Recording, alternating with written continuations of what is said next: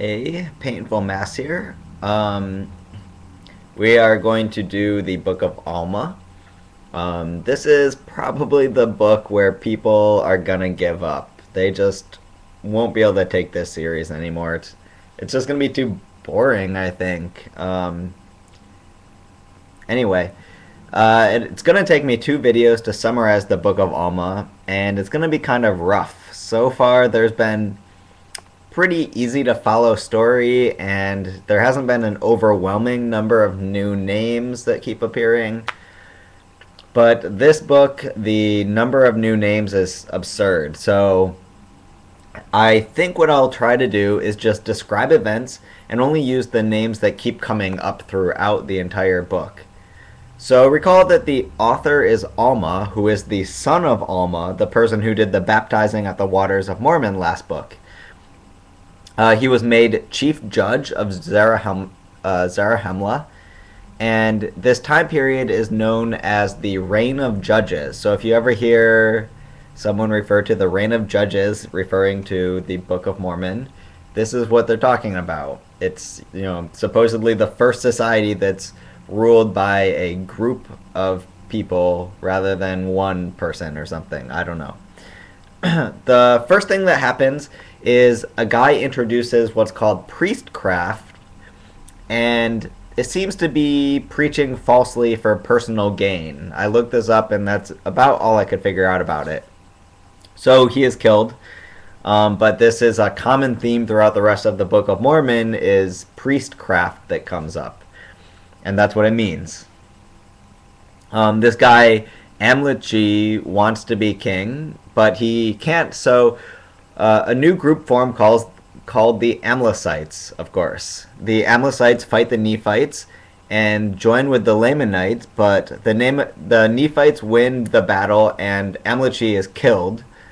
The Amlicites mark themselves with red on their heads. Another Lamanite army attacks, but the Nephites win this one as well.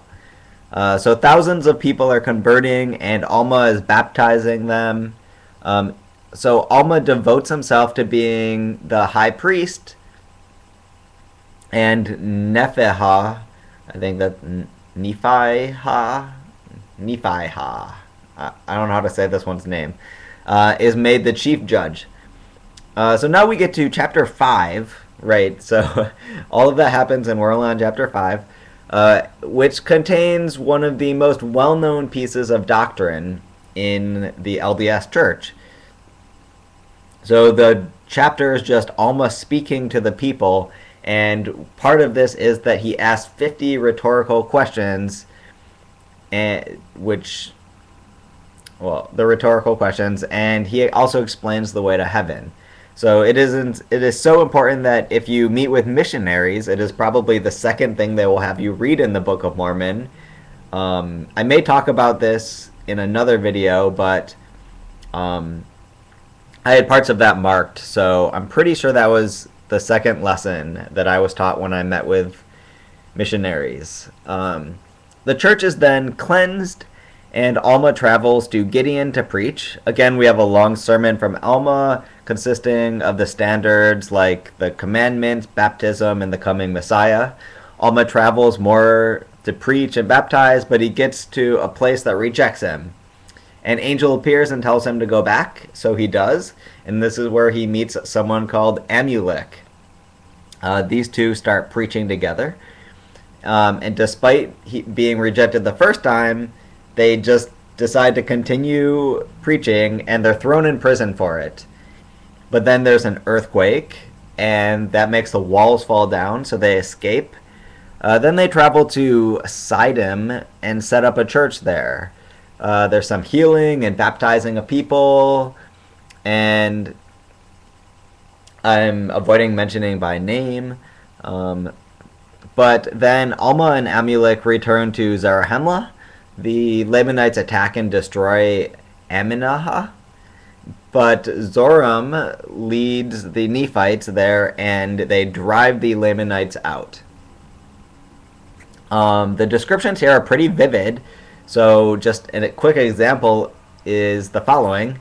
The carcasses were mangled by dogs and wild beasts of the wilderness. Nevertheless, after many days, their dead bodies were heaped up upon the face of the earth, and they were covered with a shallow covering. So that's a direct quote. Now we change gears and we jump backward in time a little, just a little though, like 15 years or something.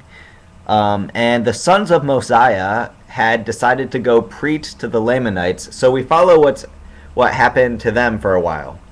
Ammon goes to the land of Ishmael. He becomes a servant to the king there, and the people bring their flocks. I'm guessing these are flocks of sheep, even though they don't say. And they're brought to the waters of Sebis in order to get water. Some Lamanites threw rocks to make the flock scatter, and probably also to try to get Ammon and these other servants killed. But Ammon gets everyone to gather the flock together, and he flings rocks back at the attackers and actually ends up killing some of them, and then some of the other ones run away after this happens.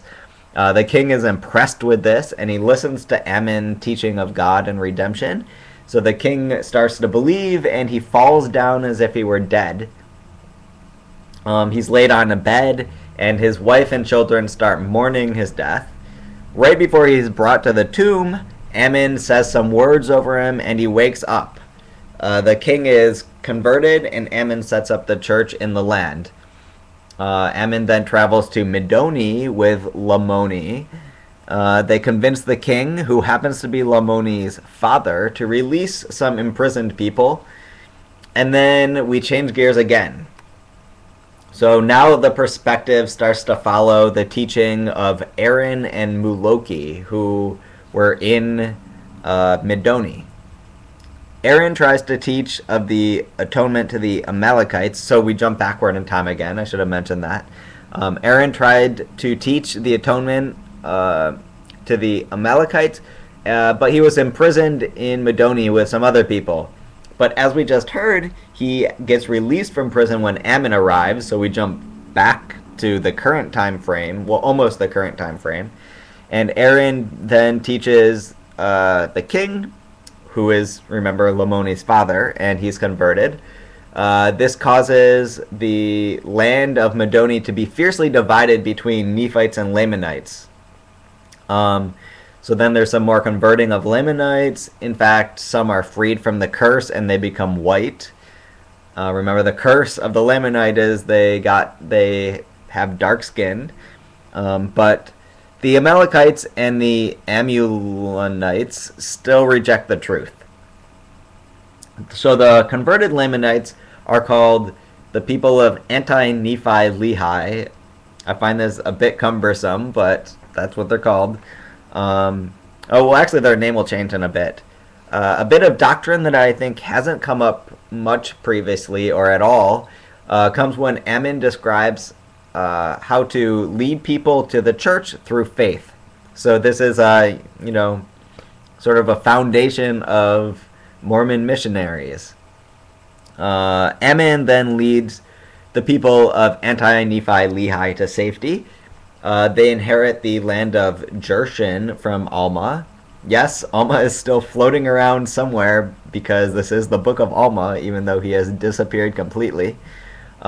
He does appear again now to give this land to the anti-Nephi Lehi people. So then they become the people of Ammon, which I find strange that they're called the people of Ammon. Why are they not called Ammonites? But anyway, maybe that's some weird old linguistic thing. And then there's another huge battle, and tens of thousands of Lamanites are killed. Then we come to another of the famous chapters. Chapter 30 of Alma is the chapter in which Korihor is an atheist skeptic. And so he teaches that all of the church's teachings are nonsense, and he demands proof. So there's, this is commonly brought up by Mormons as indication that the church has thought about skeptics or something. I don't know. This is brought up sometimes. I've had it brought up. So he is struck dumb for this ridiculousness of demanding proof, And it turns out that the devil had pretended to be an angel, and he told Korihor what to say. Find that a little strange, but Korihor then ends up dying. And I'll end part 1 of Alma here, because this is roughly halfway through the Book of Alma. And this is where I stopped reading, so now it'll probably be another week before I finish reading the Book of Alma and can do part 2. So if you don't think there's been enough battles, then wait until the next part, which are commonly referred to as the war chapters of Alma. Hopefully you haven't completely zoned out, but I probably would if I were you, so don't feel bad. But keep watching. Good luck.